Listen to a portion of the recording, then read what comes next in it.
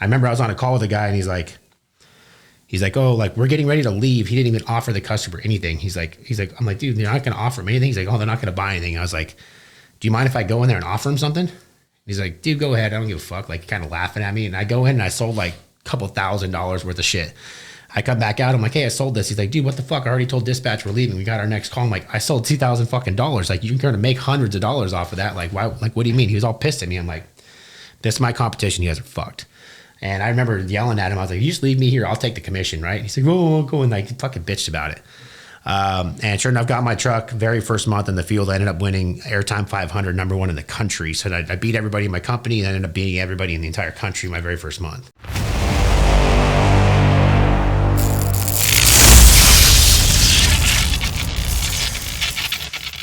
Welcome to the Unstoppable Mindset Podcast. I'm your host, Sean Michael Crane. We're down here at the recording studio in Pierpont. Shout outs Wonder Mouse Productions. And today I got a guest with me, a good friend of mine, someone who, you know, I'll say it, I admire this guy. He's out there crushing it.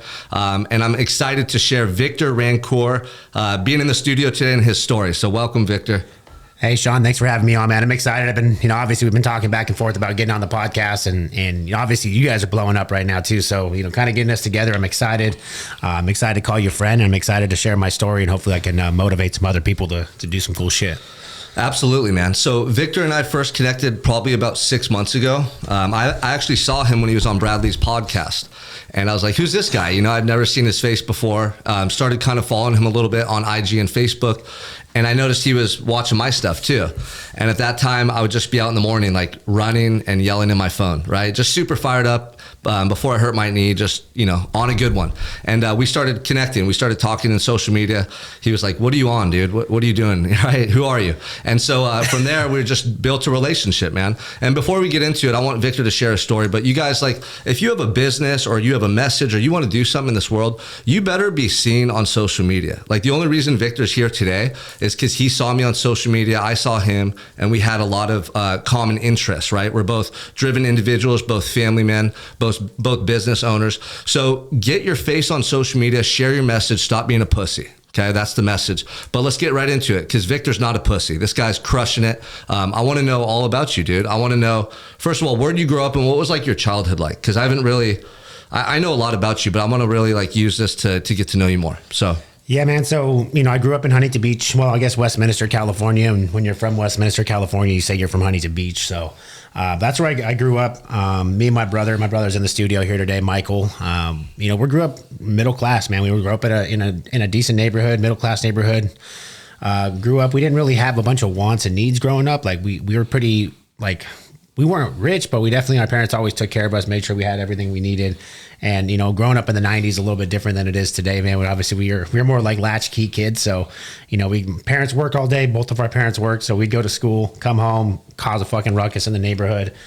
Back in the day when kids actually used to go out and play and shit. Yeah, the good days, right? When you could be a kid. Yeah, and when you used to, before cell phones where you had to find your friends by where their bikes were in the front yard, what I mean? So a little bit different. So, obviously we grew up in a, good household, stuff like that. It was kind of little, I was raised by my stepdad, which is my brother's dad.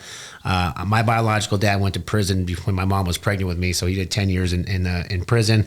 But my dad that raised me since I was one. So that was something that, someone I look up to and someone I admire, obviously a man that steps up when he didn't need to. He stepped into my mom's life and stepped into my life and was able to raise me since I was a kid. So that was, growing up, he was my dad. So that was, my early years growing up, I was always into sports. So, I was really competitive, played football most of my life. That was kind of my passion. That was pretty much the only reason I graduated high school, because if I wasn't for football, I definitely wouldn't have stayed in school. But yeah, that's how I kind of grew up, through my late teens is when my parents decided to get divorced. And that's when kind of things got a little bit different, right? So my mom and dad divorced when I was, I think, 16, 17 years old. And that's when our life kind of changed a little bit. It went from hey, we had this household. Our house growing up was like the party house. Everybody hung out there. We're always it's always happy. There's always people around to, oh shit, now we're splitting into different directions. And then I still remember I was probably, 17. My mom took off for a year. My brother was still in school.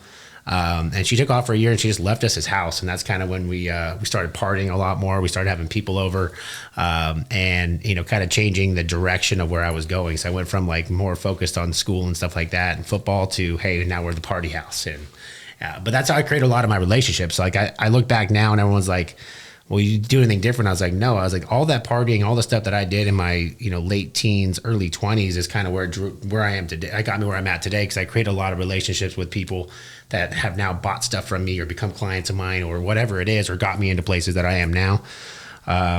So that early 20s, I was just like anybody else, man. No idea what the hell I was going to do. I did a bunch of random ass jobs, from sales to serving tables to, you know, different things like that. And then I still remember kind of the turning point in my life. I was like 22 years old. Funny, my brother's in here now, but my brother's, he was in the military. Were you overseas, Mike? I was gearing up for overseas. He's getting ready to go overseas. So me and my brother both enlisted in the Navy at the same time. We both got into the late entry program. We both planned on going. We were going to go in together. And then I kind of bitched out. So I was like, nah, fuck that, dude. At that point, I was like partying. There's too many hot chicks around. I'm like, there's no way I'm going to go. And I backed out. And my brother's like, well, you're a fucking pussy. I'm going to continue to go. So he ended up staying in. He ended up going in as a corpsman. I ended up staying behind. While he went to go get ready for war, I was still partying and all being a fucking idiot. And I still remember he gave me his debit card. I think it was like kind of like in case of emergency, things need to get paid, stuff like that. So my dumb ass, I'm out in Vegas. So I go out to Vegas with my friends. I had no business being there. I just got fired from my job. I think at that point I was selling weed or some shit like that to make a little bit of extra money for my buddy. My buddy Chris was like, here, you can sell this and make some money. So I sold some weed, made some weed money, went out to Vegas, partied all weekend. And it's probably 11 o'clock, 12 o'clock at night. And I ran out of money. I'm like, well, I got my brother's debit card. And I'm like, I can win my money back. So I decided to go freaking empty his entire bank account, probably his life savings or whatever it was at that point, and started playing blackjack and lost all that. So that was pretty fun. So the next day I wake up and I'm like, I'm in Las Vegas. I got no money. I don't even know how the hell I was going to get home. I ended up having a friend that happened to be driving home to get me back home. And I'm just like waiting for that phone call because they're on the East Coast and, you know, it's starting to get early morning. I'm like, oh, fuck, they're going to wake up and realize their bank account's empty. I don't know what your wife said that morning, but she was probably pretty happy, right? So here I am. I'm in Vegas. I'm 22 years old. You know, I was kind of being a degenerate at the time. And I'm like, fuck, I got to do something. So I got back home and I'm like, okay, what do I got to do? I got to get my brother his money back. So I sold my car. I called my one uncle. He lives in Cleveland, Ohio. And I'm like, hey, dude, this is what I got going on. I need to get the fuck out of here for a little bit. And he's like, well, come out to Cleveland. I'll give you a job. And so within a couple weeks or within a week, I'm like packing my shit, heading out to Cleveland, Ohio.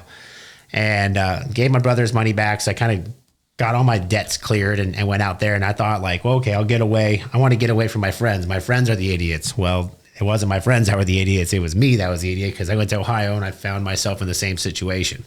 So I was out there for about a year. During that time I was there in Cleveland, there's a bar on every corner. So I met every bartender on every corner and kind of had a relationship with them. So I'd go to work at this oil change place. And I think that place is kind of what kind of got me to where I am today because I got to learn a lot of like part of what I do now is like merchandising, right? Teaching people how to sell stuff like when they don't need it or like it's something like hey, there's an issue going on. It may not be broken right now, but it's gonna break if we don't fix it.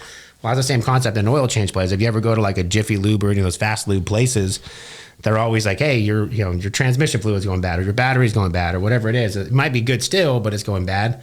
That's kind of what I had to learn in this oil change place because I was the guy down in the oil pit. And I'm down there getting oil splattered in my face all day and you smelling like oil. And every time you can't even go on a date with a chick and tell her you don't work in an oil change place. Your hands are all black and disgusting.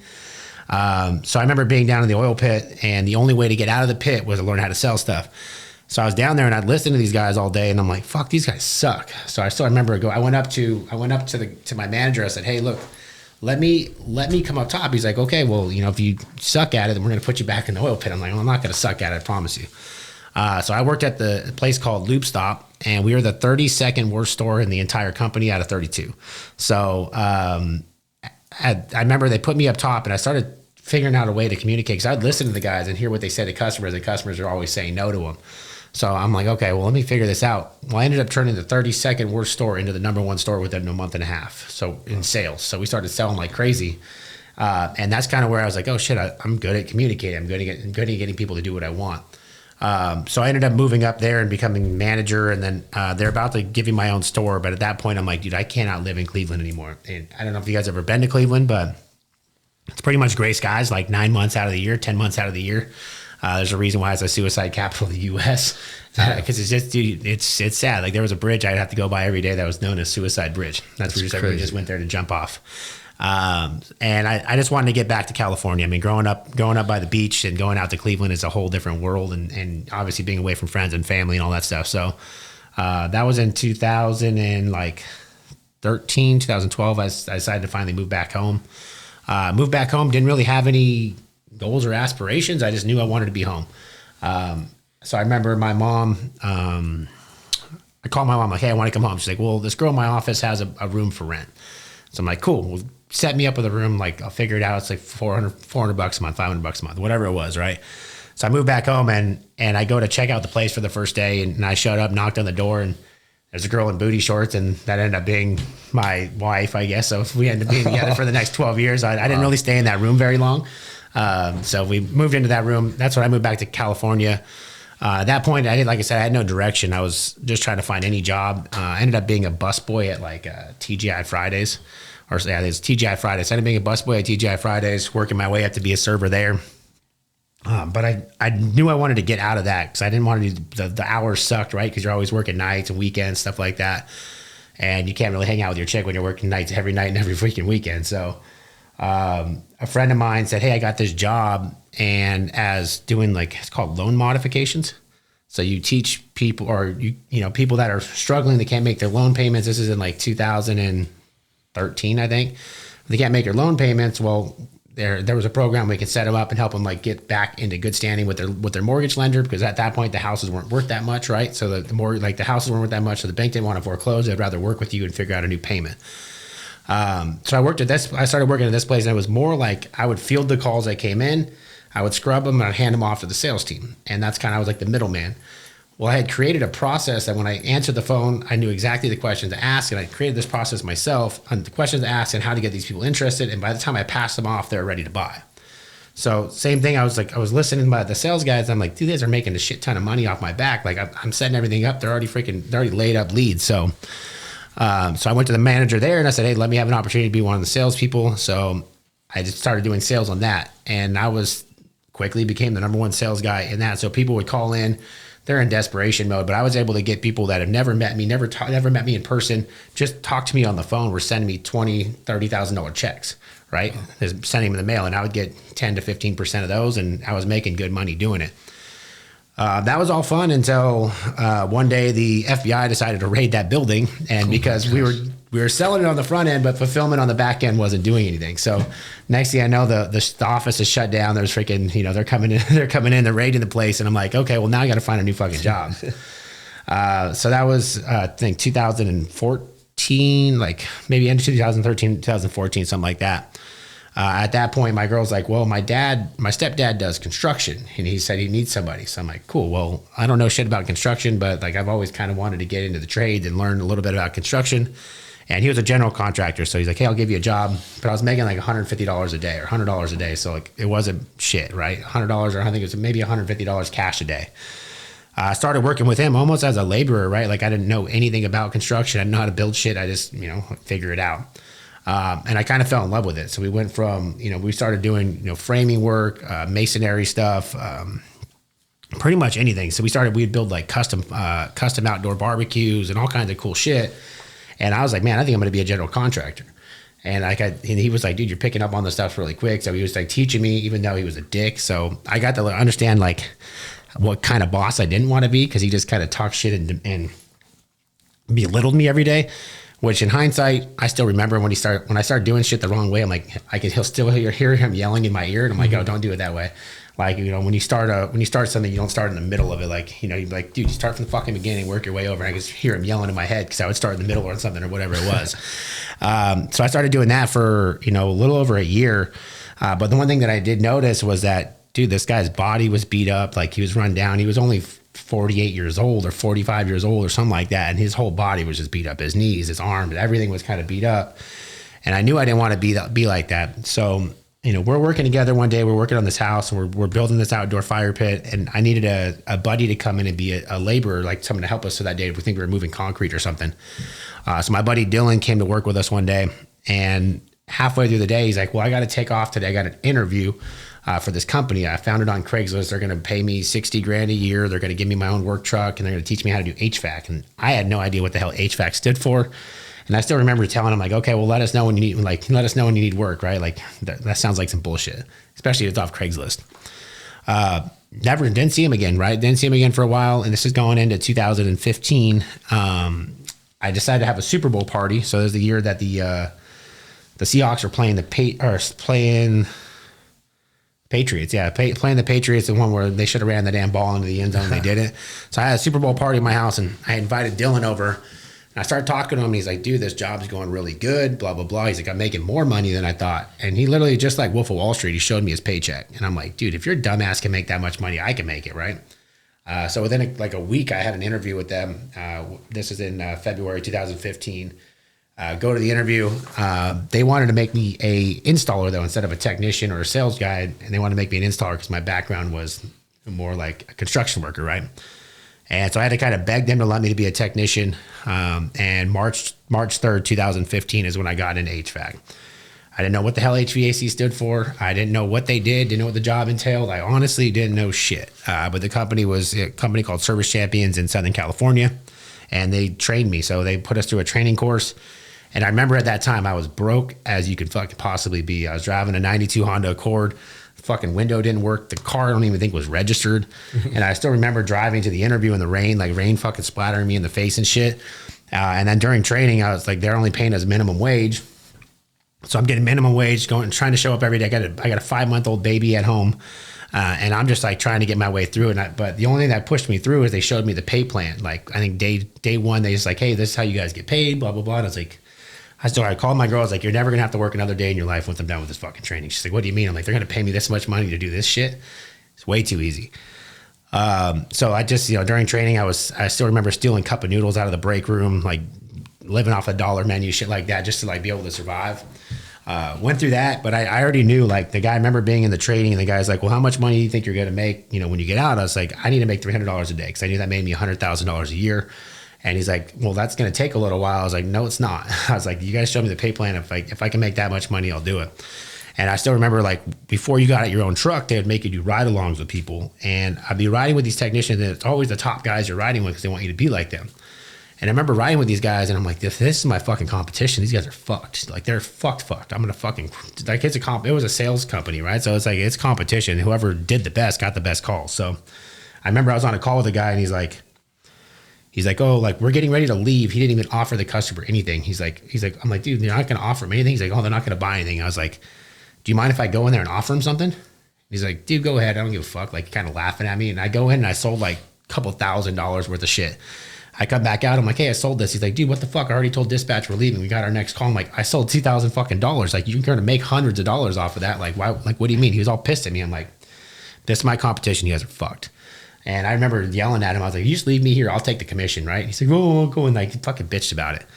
And sure enough, got my truck. Very first month in the field, I ended up winning Airtime 500, #1 in the country. So I beat everybody in my company, and I ended up beating everybody in the entire country my very first month. Wow. In sales? In sales. Well, it was, it was before we were out to sale, you had to turn leads. So I turned the most leads and I generated the most revenue. Okay.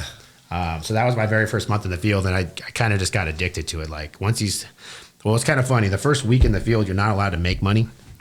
What I mean, you're only supposed to get hourly. You're supposed to just kind of go through the motions, right? Mm-hmm. And I remember the very first week, I sold a shit ton of stuff. So my paycheck came, and all I got was my hourly paycheck. So I go to the boss. I'm like, hey, dude, like, I sold all this shit. How come I only got an hourly paycheck? He's like, well, the first week, you're not allowed to sell anything. I was like, well, I fucking did sell shit. So if you don't give me my paycheck, I'm fucking leaving. He's like, whoa, I didn't realize you sold that much stuff. I'm like, dude, look at the numbers. He's like, okay, let me see what I can do. So they ended up cutting me a check or whatever, obviously for the difference. Cause I was like, dude, I need fucking money, dude. I'm hungry. Like, I was like that meme where it says, like, get the fucking gold teeth. It says, I need money on it. That was me. Like, I was broke as fuck. So yeah, I put my head down. Like, a lot of people, like in my training class, it started with 15 people. We only ended with 3 people graduated. 3 out of 15 graduated. And out of those 3, After a year, I think I was the only one that was still left because it wasn't an easy job, right? Like, a lot of people can either be a technician or you can be a sales guy, but trying to be both and trying to learn how to communicate, also, working mostly off commission, right? Like, if I didn't sell shit, I didn't make any money. Yeah. Like, we're making minimum wage to drive around and work our ass off 14 hours a day. So it's not a very fun job if you're not dedicated to it. But I still remember, like, for me, it wasn't like, I did nothing else. I literally did nothing else but go home. Like, I'd go to work, I'd go home, I'd practice on my dog, on my daughter, I'd practice word tracks, I'd practice how to get better, overcoming objections, tonality, eye contact, all that stuff. So I'd go home and I'd practice this stuff at night. And every day I'd went in and I didn't fuck with nobody. Like, I wasn't friends with nobody. I didn't like nobody. I didn't give a fuck about nobody. Like, we had a room full of 50 technicians and I sat in front row center every fucking day because I wanted everybody to know that they're behind me. Yeah, like, you wanted to win. Can I stop you for a second? Yeah. This is really good, man, because I know a lot of people that listening, you might not be in the career that you want to be in or a job that you fully love. And what you're describing is like using every job you're in as a stepping stone. And the thing that I want to point out is Victor gave his best effort, like in everything he was doing, whether he was changing oil, working as a carpenter. He always had a learning lesson that he took from that experience, but you didn't just go there and half-ass the job. Yeah. So if you're listening and you're not in the job or career you want to be in right now, still give your best effort, because you're training yourself to show up in life that way. And not only that, but you're open-minded and willing to then like move on quickly. Yeah. And I think a lot of people get stuck for years and years and years doing shit they don't want to do because they're just not willing to try new things, because they want it to be that perfect, like happily ever after job or career. Right. And then I want to ask you a question though, because it seems like you always did want to give your best and be the best. Yeah. And I love that. Now, where do you think that stems from? Was that something you developed being an athlete or just as a kid, or have you always been that way where you want to be the best in everything you're doing? I think it's from being like athlete wise, but like I figure if you have to be there, you want like, there's no point of being somewhere and not being the best at it, right? Like if you're going to have to be there anyways, and none of those jobs are really like, some of them I thought maybe I'll be careers or whatever it was, but it was like, dude, if I got to be there, I'm going to try to be as best as I can and make as much money as I can while I'm there. I mean, that's always been my mentality. This last one is like, obviously HVAC, it just became an addiction because there was an endless amounts of money, right? Like every other job. And you had a baby, right? And I had a baby, right? I had a 5-month-old baby and everything, all the other jobs, right? Like there was a cap to it. So like once I found out I can do this job and there's no fucking cap to it, like it's only dependent on how hard I want to work and how much I know and how much better I can get. Like that kind of like, cause like oil change place, like I would work my dick off and we turned it into the #1 store. And I went from making $6.75 an hour to making $8.25 an hour. So like I wasn't making a shit ton more money, but I was doing a lot more work, if that makes sense. So like now it's like, I got into this, I'm like, dude, I can like, especially because I knew that the competition, right? If I didn't beat those guys, they were going to get my calls, and I wanted the best calls. I wanted the best opportunities. I didn't want anybody else to have them. So I'm like, there's just no way you're going to beat me. But the only thing like I do regret though is like I built no relationships. Like I didn't fuck with nobody. Like everybody else created all these friendships, and they probably all hang out with each other still, but they're probably also still kind of broke. But you know what I mean? Yeah. But like along the way, I didn't really build a lot of relationships. I kind of put my head down and said, okay, well, like you're my comp, like. To me, you're like, we work together, but like, and like you seem like a nice guy, but get the fuck out of my way. Very competition. Yeah. So I went to work with headphones on. So like, I didn't fuck with nobody because I'd go to work, dude. And everywhere you work, right, there's always that one guy that's got that like something negative to say, dude. Like I cannot be around negativity. If I'm around negativity, I won't be around you anymore. And I think that's still like the same way in life. Like, if you have that one friend that's always, every time you're around him, he's negative, dude, like cut that motherfucker out. Like you got to go. Either you're going to get your shit together or I can't be around you. Yeah. And I think a lot of younger guys listen to this podcast, and you probably spend too much time socializing, honestly. Like that reminds me, when you just said that reminds me when I was in prison. Obviously there's not a lot of good people in prison, but I still didn't want to talk to anyone or be around anyone because I was on a mission. Like I had a lot to learn. I had a lot of changes I wanted to make. So if you're a younger person and you're just not really like getting to where you want to go in life, spend less time hanging out, less time bullshitting, less time at the bar, like with your friends, and go to work, man. And later on in life, then you can have more time to spend, but you probably won't want to. Once you start on that path and you start seeing like you can actually, forge ahead and get unstuck, you're not going to want to waste time anymore. Yeah. So right now so what happened at this point? Like you're crushing it, right? You're the #1 salesperson or revenue generating person in the country. Yeah. Right. And so what happened next at that company? Like how old are you at this time? So I'm 20, 8 years. So I'm 20. I think it's 25 years old when I got into the industry. 20 about I'll be turned like 20 by the time I turned 26. So you have to like work your way up, right? Like you start as a bottom technician, right? So bottom technician, you're running the shittiest calls. You have to turn leads to other sales guys.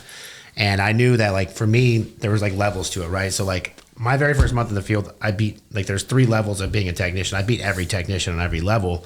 But I knew like you had to go through each level to get to where you wanted to go, and where I wanted to go was to become a salesman. So the salesman who made the money, right? So I remember, I had no idea how much they were making, but I just knew they had nice cars. They show like they got to show up when they wanted. They did what they wanted. They just kind of walked in like they're just like a whole different level than everybody else. Like when they walked in the room, everybody else like, oh fuck, those guys are here, right? Yeah. So I didn't want to fuck with the technicians. I wanted to be those guys.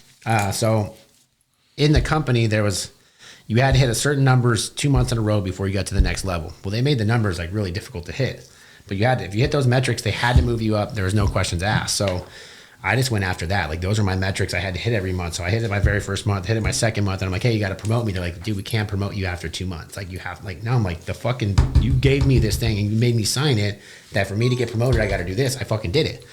So they promoted me, and then they promoted again. But they started changing the rules in the company because they're like, dude, you can't. Because everybody's getting pissed. Like this guy's been here for fucking 2 months, and he's already ahead of me, and then he's ahead of me again. Like how is this happening? So they would change. Like I went and rewrote the rules for the whole company.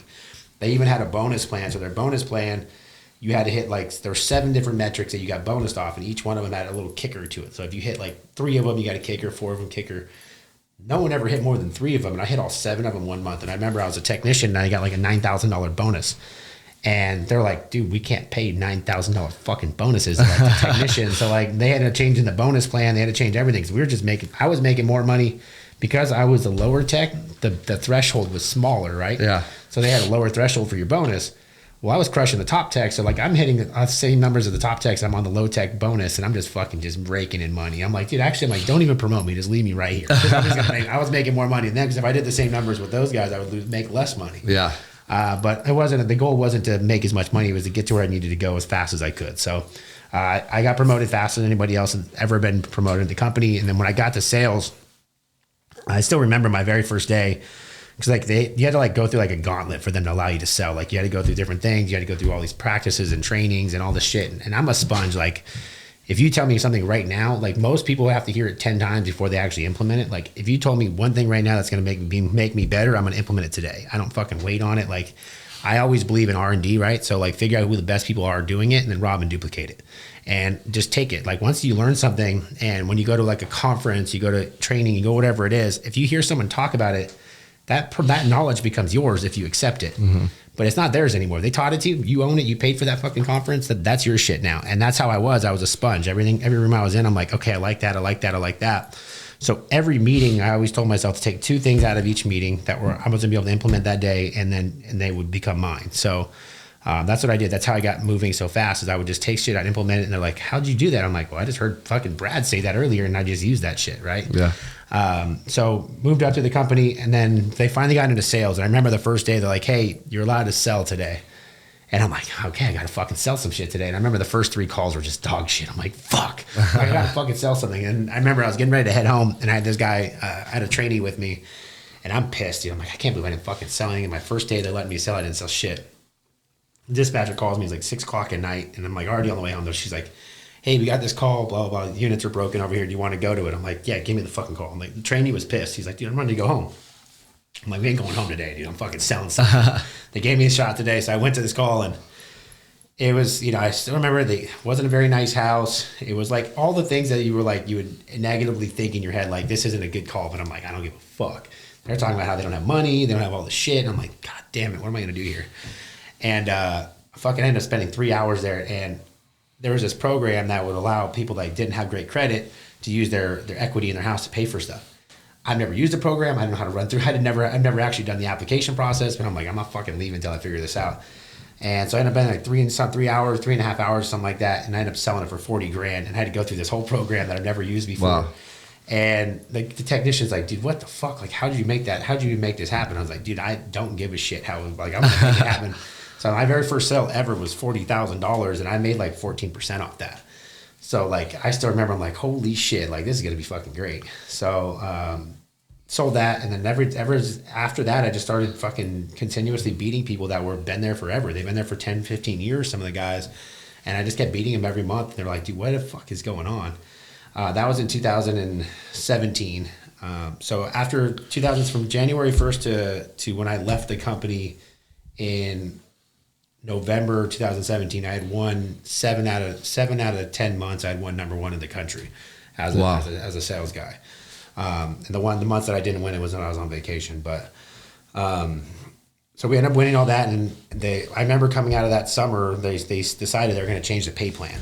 And the pay plan was literally going to directly affect me more than anybody else because I was a technician that sold. It didn't affect the sales guys, but the technicians, we would stop getting stopped getting our hourly, which gave us overtime. So I'd be working 14 hours a day almost every day. It ended up being something like $40,000 a year in overtime that I was getting because I was working all those long hours. Well, they were taking us from hourly and putting us strictly commission. So like I didn't really make that much off the hourly, but an extra 40 grand a year is 40 grand a year. Yeah. And I'm working long ass hours, and unlike the other sales guys, I actually have to physically go do the work. So the other sales guys just come in and sell. I had to go there, clean the units, fucking take them apart, and diagnose them and do all this shit. And I'm like, hey, I'm not taking this pay cut. Like, they're like, well, this is what's going to happen. I said, well, you don't understand. I'm not fucking taking this pay cut. So we went back and forth. And to be quite honest, I thought I was never leaving that job.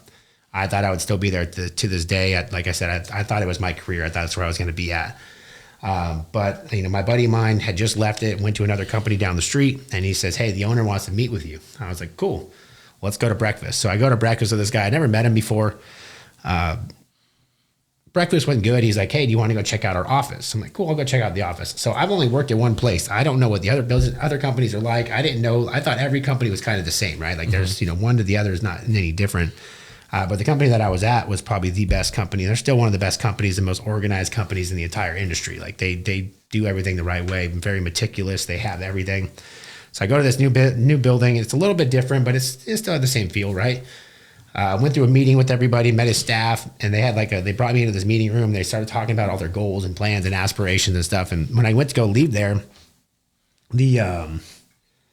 the owner's like, well, let me know when you're ready. So I'm sitting in my truck and I had the window rolled down. He's like, well, let me know when you're ready.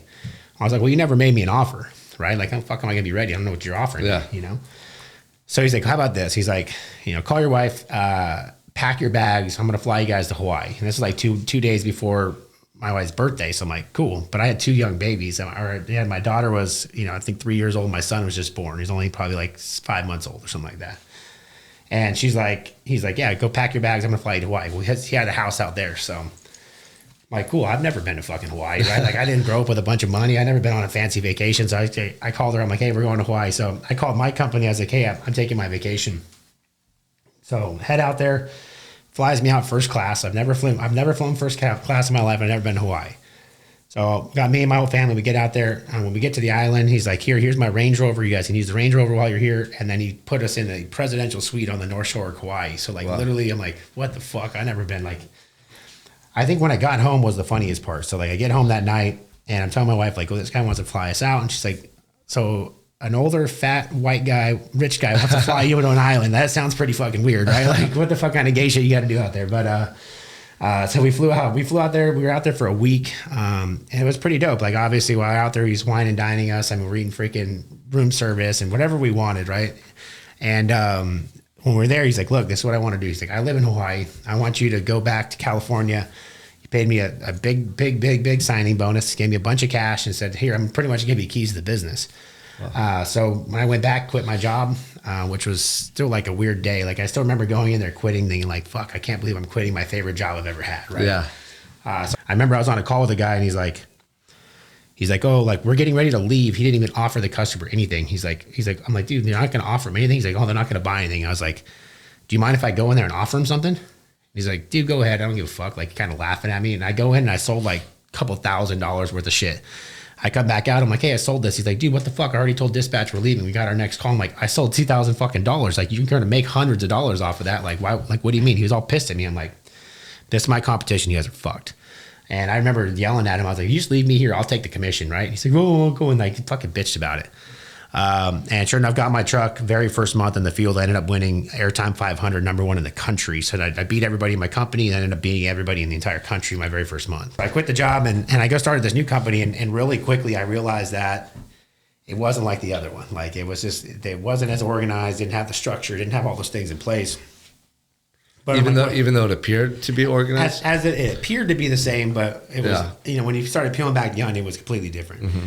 The clientele was different, the infrastructure was different, everything was different. So like the company I came from, they've had like this really old client list. How they marketed was different. So instead of like they marketed like a long-term customer rather than this other company. It was like imagine if you ever go to Lowe's or Home Depot, right? You went to go get a light bulb, and all of a sudden some guy's chasing you down. Hey, do you want an estimate on an air conditioner? Yeah. Well, that's the leads that they're getting. Well, the other ones, the customers are actually calling in for a call, like rather than someone that's like going fishing. Big difference, yeah.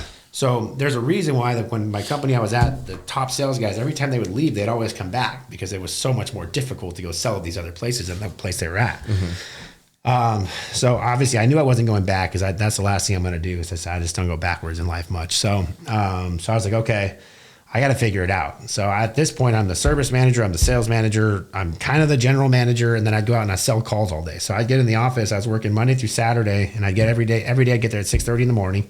I'd run my service department meeting. So I'd run a sales training, technical training for the technicians.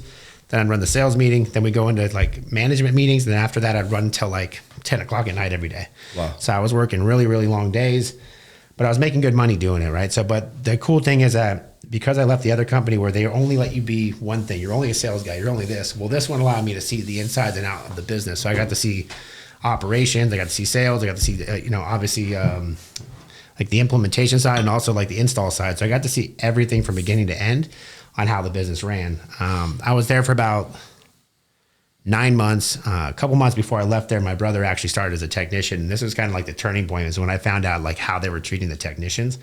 I got fed well. Like I was making, pacing for well over $500,000 selling air conditioning. So I was making good money, but I didn't realize the technicians were getting paid pennies and they were getting screwed on every commission and they were working long hours and not really getting paid much. So I remember my brother was getting pissed. I said something to the owner and he kind of like talked shit about my brother. I was like, hey, you got to watch the fucking tone you're talking, right? Like don't fucking talk like that. And he kind of just laughed it off and shrugged it off. And this was in September 2018. And I still remember I went to my buddy's pizza shop and we were sitting there, we were drinking some beers, having some pizza. And he's like, why don't you just start your own business? And this was at the end of September of 2015 or 2018. I'm like, I never really thought about it, but like, I don't even know where to begin. He's like, well, I got some two older trucks, blah, blah, blah. He's like, why don't you use those trucks and then figure it out? After a couple of beers, I'm like, that sounds like a great idea. So I went home that night and I still remember laying on my living room floor. I'm laying on my floor with a pen and paper and I started writing out names. And I knew I didn't want to be like Victor's Heating and Air. I wanted to have a name that was like the actual company, right? So I sat there and I'm fucking writing names down on the thing. And then I started trying to figure out a vanity phone number. This is all just laying on the floor. But like I said, I was pretty buzzed. The next day I'm like, okay, I came up with Absolute Airflow. And I came up with. Did you pick Absolute because it started with A and B? Like you wanted it in the front of the yellow pages, or just the name? I think that kind of came in my head, but there was a company in my neighborhood that was called Absolute something, mm-hmm. and I'd always see their trucks riding around. So I'm like, and then that just came to my head, and I'm like Absolute, and then I added the Airflow at the end. And so I'm like, cool, I got the name, and then I came up with a vanity phone number, which was 833 Hvac man, and I'm like, cool, I got a vanity number, I got a fucking company name, and then like literally, I don't know how fast we did this, man. I think it was like within 5 days. We decided, hey, we're gonna start a company. Michael's using his fucking, I don't know what software, like you made a logo, on Fiverr and like Canva or something. It wasn't even Canva back then. I think it was like Fiverr or some shit. So like all of a sudden we had this Fiverr logo, we got this, and we're like, okay, well we're gonna start a business. Well, I had partnered with my buddy who owned the pizza shop at that time. So like I still remember I texted everybody in my phone, anybody that I've ever talked to, pretty much anybody if you were in my text thread in my phone, you got a text saying, hey, I started my own business. And I remember the first person to respond was in a fantasy football league. Didn't know the guy. I said, hey, I texted the whole fantasy football league. Hey, I started the AC company. He's like, dude, my AC's out. So right away, we jumped over there as quickly as we could, diagnosed it and found out, okay, well, he needs a new one. It's a really old unit. So I ended up selling him a new system, and then the next day we're installing it. Well, I had to go figure out how to buy the equipment because I don't have a contractor's license. So I'm like, okay, I got to buy the equipment. So I bought the equipment from my friend. He got that. And then we're like, so we go do the installation. It was me, my brother, and two other guys two other friends of mine that I knew, Martin and I think Ian. So Martin and Ian don't know shit about really installing. They're more technicians. So next thing you know, they're installing this air conditioner, right? They came over to be technicians. Now I have them installing an air conditioner. They don't know what they're doing. So that was a whole other mess. But I still remember we got the job done. And we're like, okay, well, the guys like want to pay credit card. I'm like, fuck, I don't have a credit card processing. So I'm like, how the fuck am I going to take this credit card? So I call my partner, the pizza guy, and I'm like, hey, like, how do we take credit cards? Like, well, just run it through the pizza shop. So my buddy, we did the installation. He's like, hey, dude, like, I got the invoice, but it says $8,500 for a fucking pizza. And I'm like, oh, yeah. Like, blah, blah. I tried to explain it to him, all this shit. I'm like, oh, blah, blah, blah. It was a mistake or whatever. So, like, we had to use, like, we had nothing, man. Like, we just, like, literally just kind of just bootstrapped it, right? Yeah.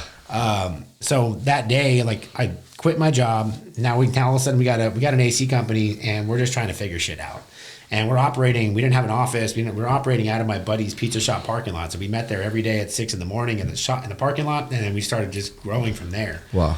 And like I said, we had no contractor's license or anything. So over the next couple months, we were just doing sales. We were selling like crazy. And how are you getting leads? Just like you were word of mouth and hustling? Well, that's why I said it circles back to, all the partying I did in my 20s. I met a shit ton of people. Yeah, now they're all older, right? They have houses. Now they have their houses, and these people have started, obviously generating leads. And then we had my buddy's pizza shop. We'd put flyers on every pizza box that went out. So we started generating leads from that. And then we found out, like, we were trying to figure out all the lead sources that you can use without having a license, and Yelp was one of them. So we created a Yelp account. So we started getting leads off of Yelp because it's hot outside. Everybody else is busy. So, like, somebody's going to fucking trickle down to us. Yeah. So some of the leads started trickling down from us from Yelp, and then all these different sources. And along the way, like, I wasn't like cashing in any money. Like, I wasn't like making money. I was literally reinvesting everything. We started buying more trucks, hiring more people, and doing all this stuff. And within a couple months, we had our office. So we have an office, and then about 4 months. So August 2018, we started the business. Before the end of the year, we did a little bit under $1 million in revenue in 4 months. Wow. From scratch, which is like fucking crazy, right? Rolling into 2019, we're finally getting our contractor's license. So 2019, I got my license in January. That first calendar year, we did $5 million in revenue. From 2009, all of 2019, we did $5 million, which is technically one of the fastest growing companies in the country that's ever happened. But one of the big things I did in end of 2018 and 19 was I started posting on social media like crazy. So like all my video, every install that we did, I'd post on social media. I would do little videos every day saying, hey, thank you guys so much for trusting us, for giving us an opportunity.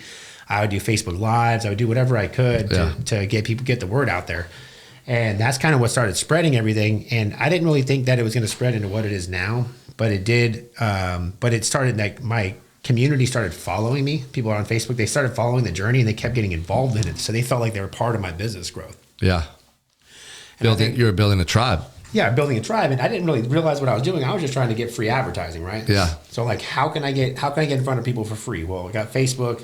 I get into Facebook community groups. I get into a Nextdoor app. All these little things where it's like I can get free advertising and free space. And that's how I can create my customers. I didn't have any money for marketing. Mm-hmm. So one of the best things that I did, like I said, is I started documenting my journey from the beginning. And then I got into Facebook community groups for HVAC owners. And in these Facebook community groups, like, there people would post in there and ask questions and stuff and whatever. So I started asking questions, but then I started posting all these videos of me adding trucks and my business growing. I started telling my story, and people were like, dude, what the fuck are you doing? And I think that was probably the smartest thing I did starting out. That you did? That I did was starting to post in all these groups, because then they saw your results. They started seeing the results, and they started creating a following, which kind of turned to what we do now. Yeah. So, dude, I love that. That story is incredible. And like anybody that's listening, Victor wasn't born into a family business or like didn't have parents growing up who had a bunch of money and gave you opportunities. You literally created them every step of the way. And it just shows you literally hard work, not settling, and betting on yourself and believing in yourself can get you far in life. But you have to be like a student every step of the way. The thing I like about you is you always want to give your best effort, but you were always like observing and learning, right? Like when you were in the room for the training, like you're front row, you're taking notes, like 2 things that I can apply today. You guys, whatever you're doing, like you got to be soaking up information like a sponge, like Victor said, and then applying it. And not being scared to make changes or to bet on yourself, to risk it, especially for you young guys. Don't fucking settle. The worst thing you can do, I was talking to a guy the other day at the athletic club. And he's like, oh, I'm going to go be a bartender and this and that. And you could tell he's like giving up. Like guys give up so easily, right? Okay, so let's talk about. Well, let's circle back on that too. So like, if I'm in my 20s, I would take a job making less money with someone that's going to teach me something than making more money where I have no future opportunity. So like, if you can get around somebody that can motivate you, like, you know, even if it's like, dude, you know, you want to be a motivational speaker, you want to be a coach like you. If I'm a young guy, I would, hey, Sean, I'll come work for you for fucking minimum wage, whatever you want me to do. I want to follow you. Just teach me. Right. Yeah. Like, that's the kind of stuff that, like, if I was to go back in my 20s, I would just get around more people that are doing cool shit. And I would rather take less money and I'd rather fucking starve and get a lesson and learn rather than go and be a bartender and not have any direction or anything like that or any future, I guess. Because those lessons are going to be so valuable in the future. Yeah. You know, and that's important. Mentorship is key. I mean, not hanging around idiots and wasting time, but then also making sure you're around the right people consistently that are going to sharpen you. So it sounds like you didn't really have like a lot of mentors during that time, but then you start being influential to other business owners because of your success. So what's that like next chapter of business and influence look like for you since that moment? Yeah, so obviously I continued to grow and I started realizing the power of social media and things like that, you know, that can happen. So like I said, 2019, we ended up doing, you know, about $5 million in revenue. And along the way, I shared my journey a lot. So I created a big following on social media and I started getting more involved in the communities, going out to the events, stuff like that. And I didn't realize, like, when you post stuff on social media, you don't realize how many people are seeing it or who's seeing it, who's watching it, who's actually engaging with it. Like, you don't really know. Like, it could show views, right? Like, it's like, oh, someone viewed it, but like, it didn't really impact them, right? Well, I started sharing sales training stuff and all these different things in the group, and I would just share it, and people would laugh at me. I still remember my own friends would laugh at me, or, you know, they didn't laugh directly at me. They would talk shit behind my back. Oh, I can't believe he's posting that. He looks like a fucking idiot. All this stuff, and I still remember like people chirping about that shit. Like, why is he posting this? Why is he's embarrassing our industry? He's embarrassing himself, and I didn't really give a shit. Like that wasn't my goals were pretty straightforward. I wanted to help people. Right. And I was having a lot of fun and have a lot of fun doing it. And I think that I was more like trying to help people get better. I'd post on Instagram, I'd post on Facebook or whatever it was, just these sales stuff that I knew that most people don't know. Like in my industry, like there's not a lot of people that know this sales stuff that I did because I came from like big sales organization where I got to be around some of the best sales guys in the country where most people don't get that opportunity. So the stuff that I'm teaching, yeah, my friends might know it that are in my industry that would work with me, but these other people didn't know. Yeah.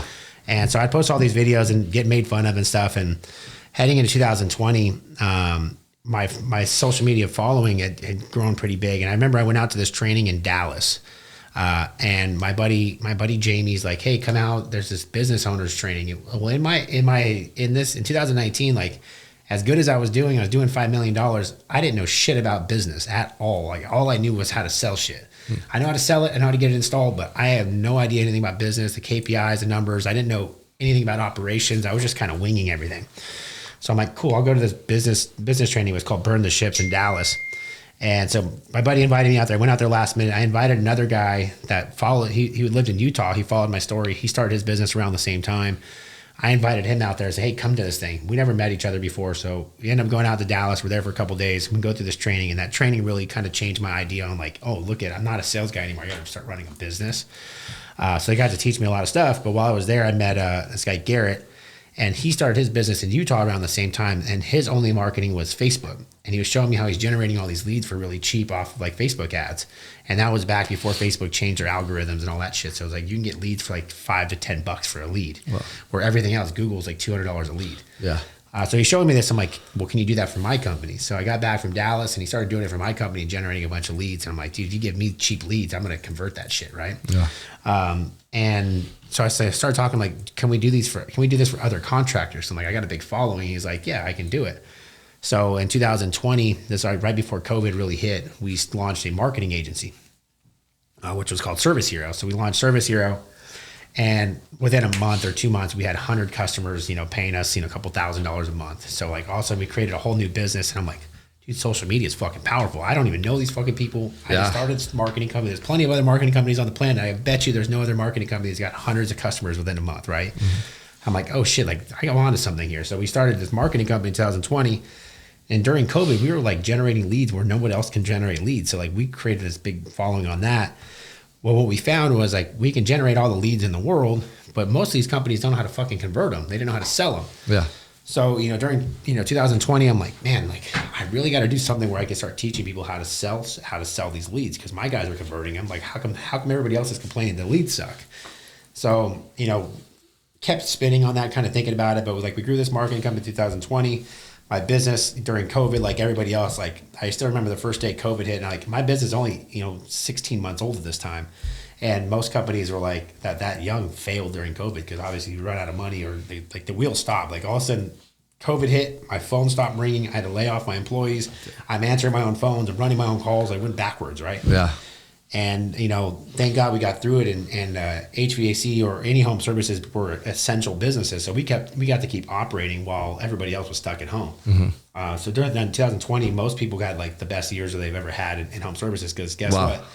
Everybody that's normally at work during the day, now they're stuck in their house. Yeah. And it's fucking hot and they're sweating and they don't want, normally they sit in their office in the AC all day. They come home, it's not a big deal. Well, now they're stuck in this hot house all day and people got all the stimulus money. So they started doing upgrades to their house. Yeah. So the home service industry blew up in 2020 during COVID. So that was a big year.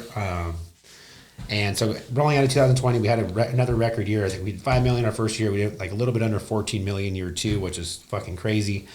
And so 2021 rolls around, and this is when I really was like, man, I really want to get into sales training. So I remember I was actually sitting on my toilet one day at my house, and I put a post in my Facebook group. I created my own Facebook group, and I think I had a couple thousand people in it at the time. And I created the Facebook group, and I posted, hey, who would be interested in coming to a sales training in California? All of a sudden, boom, boom, I want to do it. And I'm like, okay, well, $2,500 each. And right away, we sold like 30 spots. Wow. And I'm like, dude, I'm onto something. I just made fucking, I don't know how much 30 times 2,500 is. What's that? $60,000, yeah. $50,000 in 60,000 in a couple of minutes. Yeah. I sold this fucking thing out in a couple of minutes. And I did this. I've never done a sales training class. I didn't know what I was going to do. And I, created a PowerPoint, went through it, and people were like, dude, this is the best class I've ever fucking been to. And obviously, like, people, we recorded everything. We started posting that on social media. And then we started selling out classes. And I'm like, okay, we'll have another class. Sold out another class. And I'm like, dude, I'm onto something. Like, I'm enjoying it, right? Like the other stuff I don't enjoy as much as the sales training classes. It's like I'm making a bunch of money. Because sales was like your first love, right? Your passion in the industry. Yeah, that's my first thing. You're teaching people. And then so like a couple weeks in, or about a couple months into doing that, I remember I'm sitting on the toilet again. And I'm like, dude, I want to create an online training platform, but I want to make it an app form. And I want it to not only be sales training, but I want it to be technical. So when a technician's out in the field, he can watch this video, learn how to sell the product, but also learn how to install it. Because a lot of the technicians didn't know how to install shit. So I came up with this idea, and then, dude, like within a month, we're running on it. Next thing you know, me and my brother comes on full time because my dad had just passed away in 2021. And my brother was working in the oil refinery at that time, and he wanted to be home more. And I'm like, dude, I got this opportunity to come work for Service Hero, and you'll be able to see your family more and all this stuff. So we're gonna make this app. So he came on working for me full time, and that's when we started shooting all these videos for Service Hero. Mm-hmm. And so we built all this, and then this is in 2021. I decided that I wanted to have an event. So during 2020 and during COVID, nobody was having events, right? Everything was canceled. Well, I remember thinking like, man, I want to throw a fucking party at the end of, I think it was like November 2020. Well, I'm going to take advantage that nobody else can have venues. I have an office, so I'm going to throw a big party at my office. So we ended up having our first whiteboard party. And people flew in from all over the country, and we had a big party in my parking lot. And you came at the one we've had recently, but the first one was like, I think we had like 70, 80 people that showed up in my parking lot. Some of the biggest names in my industry showed up, like guys that I can't even they wouldn't show up now, but for some reason they showed up because everybody was like, dude, we've been stuck in houses. We can't go anywhere. Hibernating. We've been hibernating. We want to go do something. So I took advantage of it through this party. And I still remember sitting in that parking lot in 2020 saying, next year I want to throw an event in Vegas. I want to do a big event. And, so this is in May 2021. I'm like, okay, I want to do Vegas. So me and this other guy decided, hey, we're going to throw this event in Vegas. We started talking about it on social media, started selling tickets. And I'm like, okay, well, it's cool if it's just me and him, but I want to do something bigger. And for some reason in my head, it popped in my head, I want Grant Cardone at the event. I'm like, okay, let's figure out how much Grant Cardone is. And it was $250,000. Wow. He wanted $250,000 to come speak for an hour. Okay. So I'm like, okay, I'm trying to do math in my head. I'm like, that's a lot of money, dude. Like, I'm like, fuck it. Let's get Grant Cardone.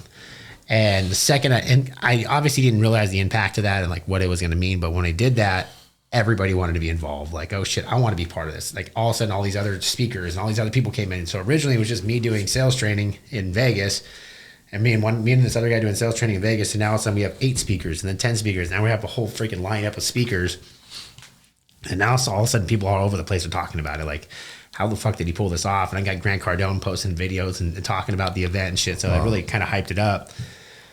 So we rolled into 2021. It was October, and we threw the event at Caesar's Palace. I didn't want to throw it at some cheap ass hotel, so I'm like, I want Caesar's Palace. I want to make sure we do it the right way. Throw this event, and it went off great. Like the event was great. Everybody's like, dude, this is so much fun. Like we threw big parties. I rented out this like $40,000 a night penthouse to throw the after parties. Oh damn! And like in our industry, it's like super old school. No one really throws parties. It's like go in there, listen to these boring ass lectures, and then go home, right? Yeah. Well, I was like, I want an after party. So we did things a little bit differently than everybody else, and everybody enjoyed it. And so that's kind of what kicked off like my events that I do now was like, dude, I want to do this. And we also wanted to be different than everybody else, do it bigger, spend more money, and do all that stuff. So that happened. But during that time, we thought the whole point of the event was to launch the Service Hero app. So we've been building this fucking app all summer, like getting ready, going to this event. We get to the event, we have no product to sell. So we end up losing our ass on the event because we had nothing to sell.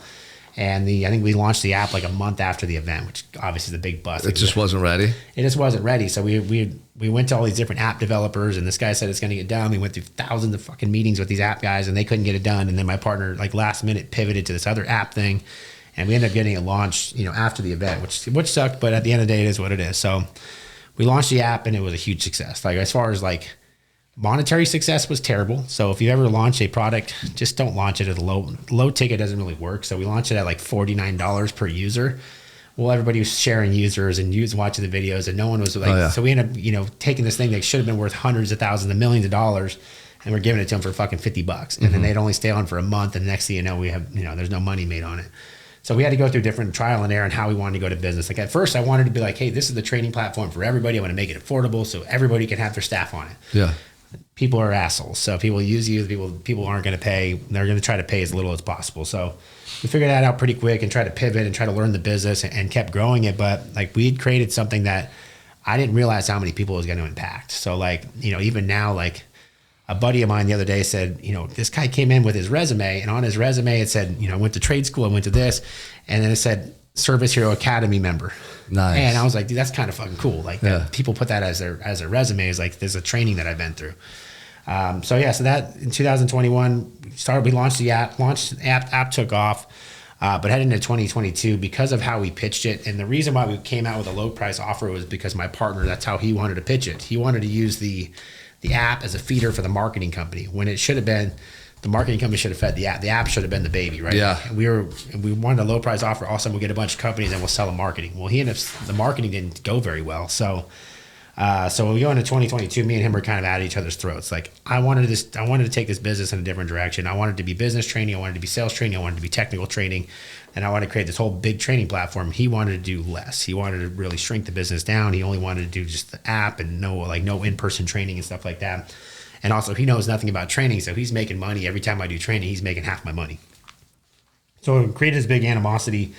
So 2022, we're already launching the next event. We're already planning all this stuff and spending all this money. And then all of a sudden me and him break up, and I get left with the event, right? So I got to launch a whole new business. I got this event, big overhead, right? I've already put out all this. I already have this money. It's already committed to the event. I have to figure out everything, create a whole new brand, create a whole new business, and do all this shit. And I got 4 fucking months to pull it off. Otherwise I'm fucked. Yeah.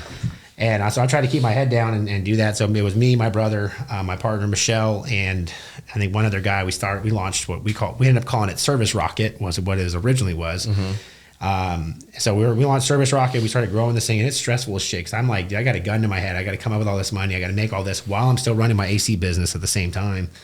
And we were able to somehow pull it off, but like we were about a month away from the event, and it was called the Service Rocket Growth Summit. And we're a month away from the event, and I get a letter from an attorney, cease and desist, saying you can't use the name Service Rocket. It's somebody else's name. Well, I guess there was another company in California. It was a tech company called Service Rocket the guy messaged me. He's like, dude, to be honest, I didn't really give a shit that you're using the name. He's like, until I started getting threats from everybody saying that I stole your name, and people were calling my office talking shit to me. Oh, damn. Because he's like, I don't know who the fuck you are, but you blew this fucking thing up. He's like, my searches for if you look at the Google searches for Service Rocket, went fucking huge. Yeah. So he's like, dude, I got all these people coming to my website, but they're looking for you and they're not looking for me.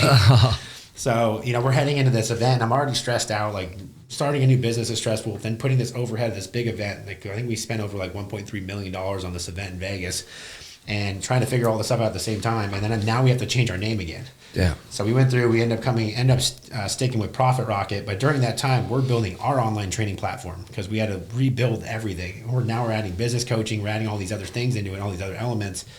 And our website people are like building this thing, and they're like, I don't know if we're gonna have it ready for the event. I'm like, if you don't have it fucking ready for the event, I'm fucked. Like fuck, because I didn't make enough money on the event to cover the cost. I had to sell shit at the event to make money, So it was funny. So we went to the event last year, and the day the event, so the welcome reception was on a Thursday. That Thursday at like 6 o'clock at night, the website people were at the event. They're like, hey, it's live, you're good.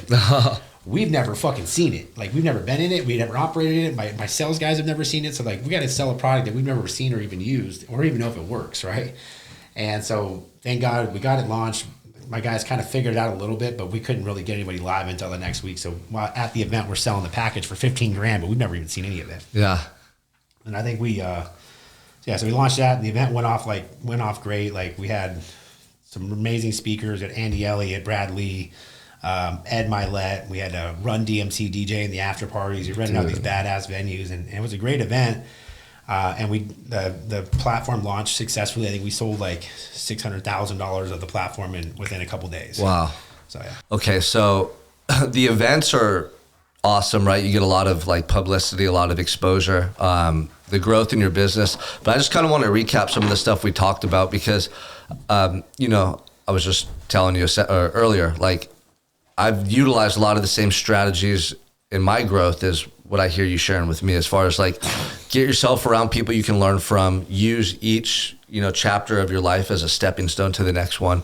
But man, you're just relentless, so it's work ethic and then intelligence. Like, you're a smart guy. You don't just get to this level by being a fucking idiot. And I think a lot of people out there, like, they're, common sense isn't very common. You hear that a lot. Yeah.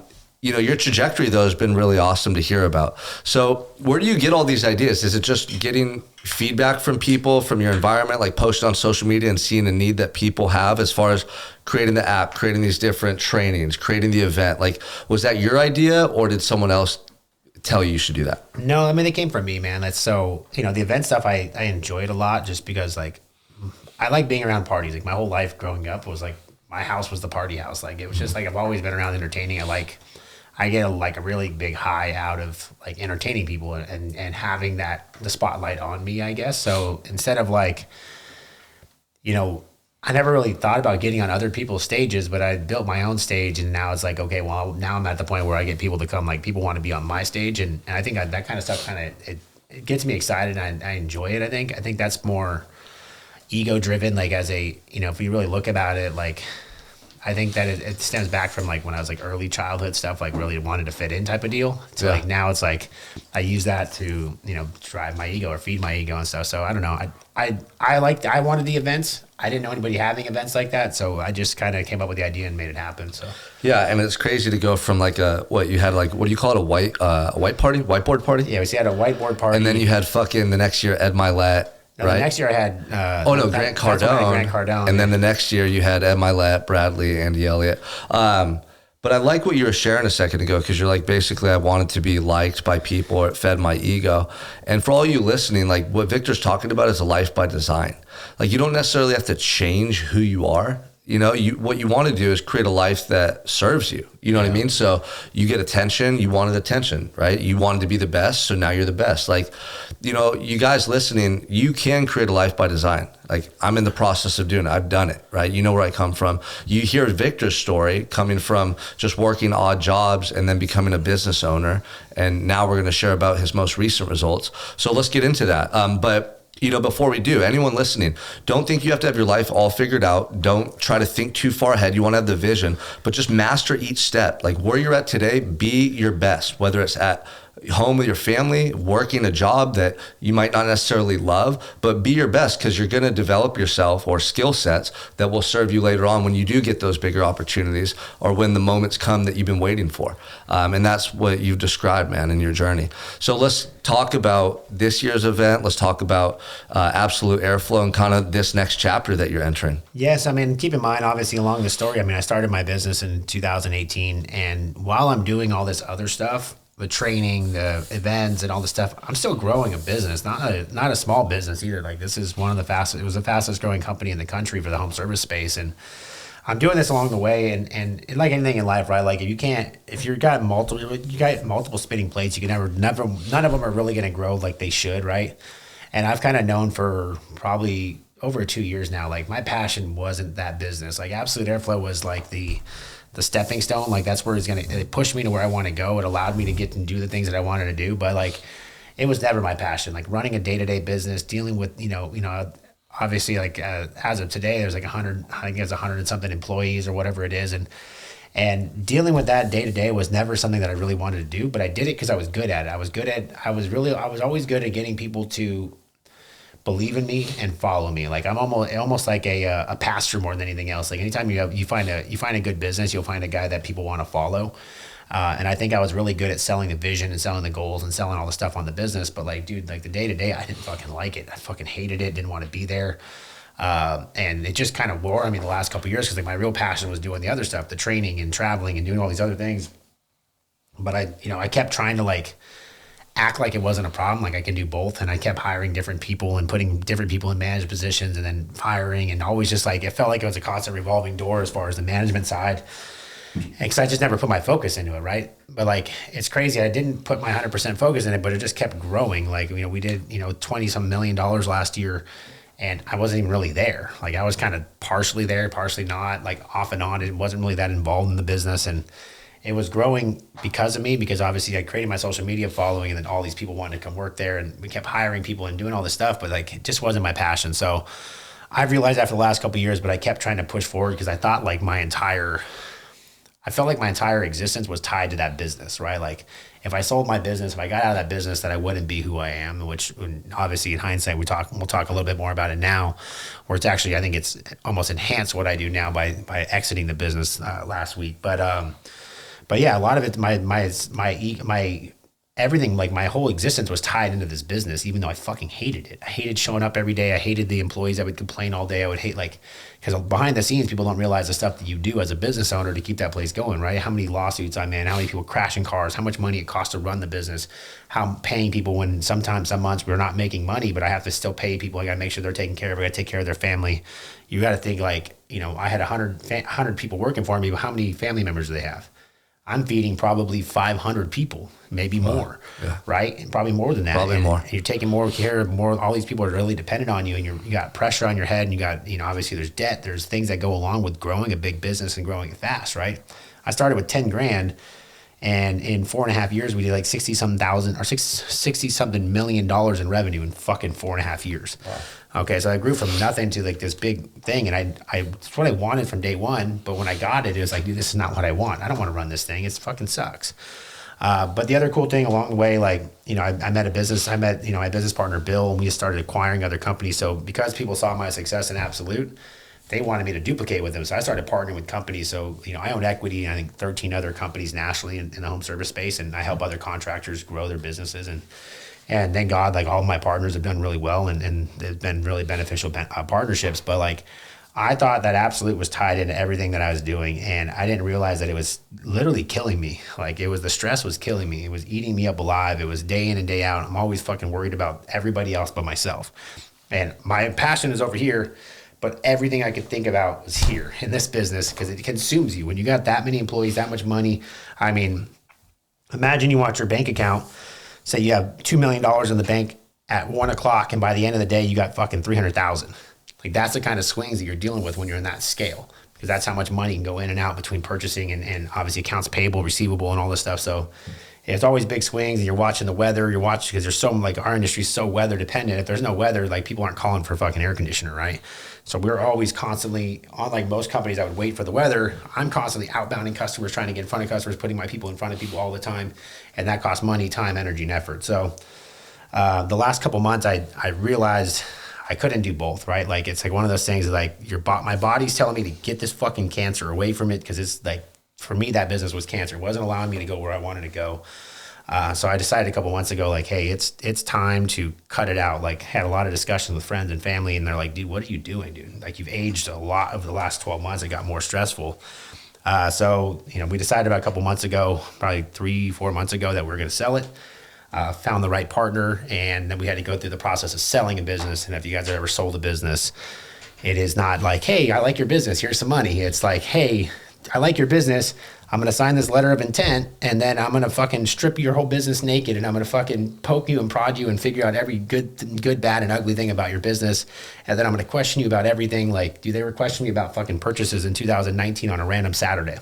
Wow. And I'm like, I have no fucking idea what this shit is. Or, hey, do you know where this is? Hey, this company's got a lien on you. Like, there were so many things that I found out that went on that I wouldn't even think about. Are these attorneys that do that? Yeah. So obviously the buy side has their attorney team, and then the sell side has their attorney team, and then they battle each other, right? And then they want to make as much money as possible, so they're dragging shit out. And like, I think between the two attorney teams, it was like $450,000, $500,000 in attorney fees to get through this process, right?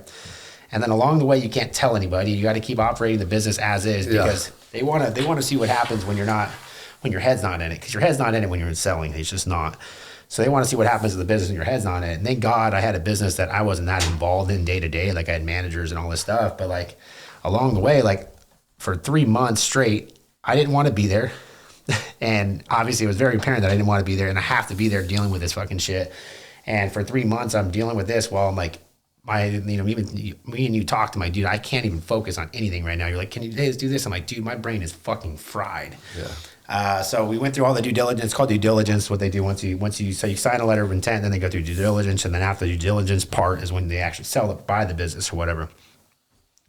So for the last 3 months, my head's been just like fucking mush, dude. Like every day I be like, oh, good thing, bad thing, good thing, bad thing. Every day it was something. My attorney would come back with something good or something bad, or hey, this is going to cost you $300,000 here, $200,000 here. Hey, we found $500 here. Oh wait, guess what? We lost $1 million here. And like that's kind of like every day was like, I'm like, just fucking tell me when it's over. Tell me when it's fucking over. I can't deal with this shit. And this whole time I'm dealing with my training business, which this is like our roughest time for a year for training because most HVAC companies or home service companies don't have any money. They run out of money by like March, and then they go and summer kicks in, and that's when they start making their money again. Well, this year summer hasn't kicked in for most people, so people are stressed on money. So like I'm trying to bring in money for my training company while I'm dealing with this mush, like brain frying issues over here. And I'm also paying for an event. So like we threw our big event last year, and it was great success and all that stuff. But the problem is, like, as soon as one event's over, you're already starting the next, dude. We're like, it's a year out. We plan these things. Well, this year I had to pay because of Austin. We're doing it in Austin rather than Vegas. Vegas, if I called Vegas right now and said, hey, I need a venue for fucking a month from now, they'd get you a venue. Like some hotel is going to have space, right? In Austin and these other cities, they're not built for big conventions and meetings and stuff. And we're expecting a couple thousand people. Well, you got to book it a year in advance. Yeah. Like I wanted to go to Nashville originally, but Nashville's 2 years in advance. Dude, that's crazy. So like you have to book it way out. Well, because we had to do that this year, we had to put out all the money up front. So I had to pay all the event coordinators. That was like $350,000. I had to pay the hotel $250,000. I had to pay speakers. I had to pay I had to put deposits down for venues, for after parties and all these things. So during this, I'm dealing with the headache of trying to sell my business. I think we're out almost $1 million we've already put out for the event. And then you got to wait for people to buy tickets, because people always wait. The last couple months is when they start buying shit. So this whole time I put out all this money here. My training company's not bringing in as much money. My AC business is causing me a fucking headache. So like the last 3 months of my life have been just like torture, like absolute torture. And then on top of that, Stripe froze all my credit card processing. So they took every dollar that comes in my business right now, they're holding it till August. Dang. So there's hundreds of thousands of dollars sitting in my fucking Stripe account that I can't access. Still, yeah, right that's now. Crazy. And so I'm dealing with like all this shit at the same time, and I'm just like, it was one of those things where it was like, I'm not a big higher power person or whatever it is, but like it's everything was saying like you're making the right, like I felt like everything was leading into, because it was hard for me to say goodbye to the business, because I'm thinking like, dude, once I say goodbye to this business, that's my identity, that's my baby, what am I going to do? And along the way, the last 3 months, like everything is pointed like, dude, you're doing the right thing. Like the weather is dog shit. Like it's middle of June and it was raining yesterday, right? So like business is still slow. All these things are like, dude, like do it. Like in my head, I'm like, I'm trying to figure out a way not to do it. And everything was pointing towards get this fucking thing out of your life so you can focus, right? So last week we officially sold the business, which is, I still like the morning I woke up, I was like, oh, fucking big anxiety, like all this shit. And like now that it's over, I haven't, this has been the most peaceful 5 days of my fucking life. Wow. Like I didn't realize I was getting 700 to 800 notifications per day from the business, between emails, text messages, lead sources, everything was just insane. So like I shut all that shit off last week and it's been nice. Yeah, I can imagine, man. You seem really good. This is the most, peaceful I've seen you in the last 6 months. That's probably why you and I first connected, because I asked you on one of our first calls, you were telling me about your success, and it was like our first initial call. And I was like, yeah, I don't give a fuck about that. Like, are you actually happy? Yeah. Right? Because I know that a lot of guys that make a lot of money or scale their businesses aren't really happy. I just talked to a lot of them. And so now that you've felt like this relief, what's next for you? Like, what does the next chapter of Victor's journey look like? Do you have an idea or a vision? Yeah, I mean, I think obviously I'm still mapping it out and we've had some conversations on that, but like, my main focus now going forward, first thing I have to do is I got an event, right? Like I got a gun to my head for this event. I got to sell this thing out and I'm throwing something amazing. So like, if you guys are thinking about going to any event this year, it's going to be the best sales training, motivational business coaching event you've ever been to. And if you've ever been to one of my events, I don't really spare any money. Like it's not like, hey, we got a fucking cloth and a fucking stage. Like we do full AV, we got after parties, we got some freaking badass speakers. We got Sean's going to be there. We got Wes Watson. We got Andy Elliott. We got freaking Tim Grover, Marcus Luttrell. I mean, the names go on and on. There's going to be some crazy names that are going to be there. We're going to throw this badass event in Austin, September 27th through 29th. So my main focus right now is doing that and then growing my training business. Like, my brother's partnered with me in that, and we want to really just go heavy into training. And we have some partnerships that we're working on with some big people that I think we can get us where we want to go, and try to impact as many people as I can. And then, keep doing the investment. So, I'm still looking to buy AC companies, still partner with them and help them grow, and making money that way. But, my main thing is going to be just training. I think, as much as I'm really good at all these other things, like this is the one thing that I actually give a shit about. Yeah, no, it seems like that. The whole process of you getting to this point, like you seem like you like teaching and giving back to people and coaching them and helping them to become successful like you have. Yeah, and I think it's always been like, I feel like a lot of people have dragged me back to operating businesses or running businesses, and it's like that's what they want me to do, and like I'm good at it and I can make a bunch of people a bunch of money and all that stuff, but like, what do I give a shit about? Like, I don't give a shit about that, dude. I can tell you right now, I don't want 100 employees ever again. I just don't. Like, it's just too much. Like, people don't understand the amount of stress and anxiety that you have having 100 employees. Even having fucking 20 employees is a lot. Yeah. So there's always constantly a gun to your head. Like, you always have to be, I want to be able to say, hey, today I'm going to shut it off and not have to worry about anybody else. You know what I mean? Yeah. Like, if it's just me, my brother, and a couple, like, we have 5 employees, like, dude, we make enough money, we can go take off for a fucking week. Yeah. And not stress about anybody else, right? So I think that's kind of where I want to get to, is like, hey, just eliminate stress in life, become, be able to get back into a routine, figure out what I want to do, man. I've spent since I got into the industry in 2015, I spent literally every single day, every single week grinding. When I was a technician, I grinded 7 days a week. When I was a sales guy, 7 days a week. Like, I was training the days off. As a business owner, it was fucking 18 days a week, I feel like. So I've aged a couple of years. Actually, I've only been in business for 4.5 years, but it feels like fucking 20 because we grinded so hard and never really took a break. So yeah, that's kind of where I'm at now. Yeah. Well, congratulations on the exit, man, and all your hard work. Like, I'm glad that you did work so hard to get to this point. Now you can maybe refocus on what you really want to do versus like feeling obligated to do all this stuff. Like you said, it sounds just to me like you've learned so much just through your own experience. And like each new mountain you summit, each new goal you reach, you identify things you want to keep doing and then things you just don't want to do anymore. Yeah. And that's life, man. The people that learn from either mistakes or just opportunity or results, right? Like, they end up creating a life by design, a life that they really want versus just feeling stuck.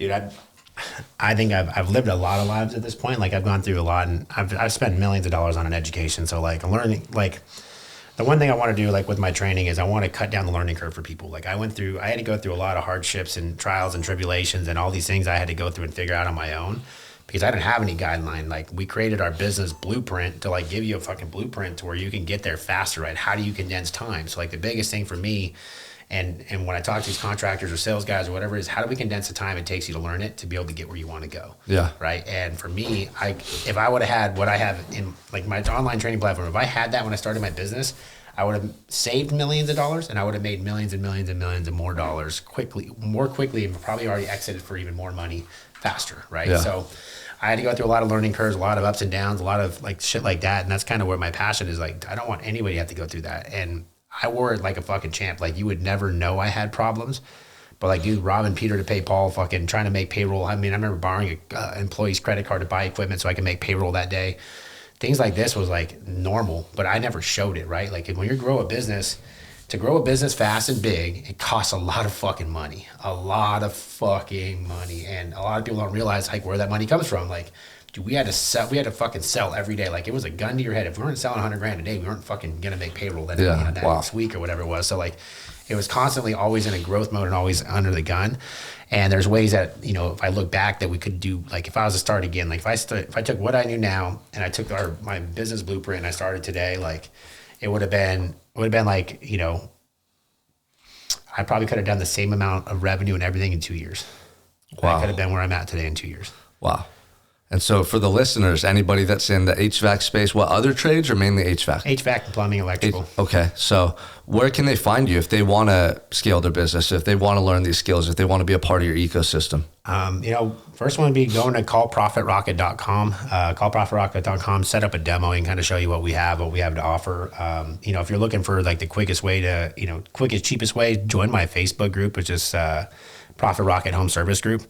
In there, I post free videos. You can ask questions in there. People are going to answer. It's like almost like a forum for everybody. It's free. So join that group. If you're just trying to get in there, kind of get your feet wet, come out to one of our events. So we do, I do a bunch of Zoom trainings. I do a bunch of in-person sales training, business coaching. And then we have our big event, which if you go to events.callprofitrocket.com, we have our September event in Austin, Texas. Just get around the people, get around our atmosphere, see what we're about first. I always say like, hey, stick your toes in, see if we're the type of people you want to do business with.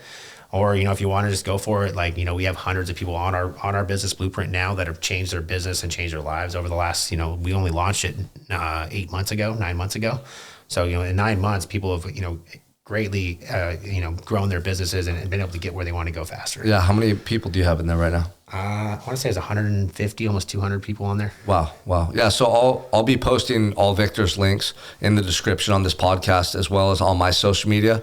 So make sure you go follow him on Facebook. It's Victor Rancour. Instagram, Victor _Rancour. Just an inspiration, honestly. Like every day he's posting content that's not just valuable for business, but like as a man, like being a leader for your family, being a leader for your employees. He's funny to watch too. He's got some good stuff on TikTok and Instagram, right? He knows what he's doing. And it's like when you start observing people who are having success, no matter if it's Victor, me, or just other people all throughout different industries, you start to pinpoint all these little things that they're doing that you like or don't like. And that's how you start to formulate your own process. Like I've done exactly what Victor has done to this point. You work hard, but you also observe people in your industry and people who are having success. And you take the little things that you like and make them your own. And you come up with your own unique process to create success in your life. But for anyone listening, don't settle. Like Victor's here as a business owner, somebody that just scaled and exited a business for a lot of money. He's changing a lot of people's lives, all because he just continued to progress forward. He didn't settle. And whether you have a skill right now, or you're working a 9 to 5, or you have a vision and some passions of things you want to do in your life, you can create a business around those ideas or those things. And not only can you create a business that makes you money, but that helps people, that teaches people. And it's a lot better than working a job for someone you hate for really low amounts of money and then just struggling. You don't need to struggle. So go follow Victor. Appreciate you guys listening and being here. Do you have any last words, Victor? No, that's it, Sean, man. Thanks for having me on. And like I said, if you're listening to this, you guys are in the right place, man. Sean's got follow the guy, listen to what he has to say, right? Like there's there's certain people in this life that are bullshit and there's people that are true. And, you know, Sean has proven over the last, 9 months or something like that, we've been following that he's the real deal. And he's really willing to help you guys get where you want to go. So I would follow him. I'd learn from him and just keep grinding and get better every day.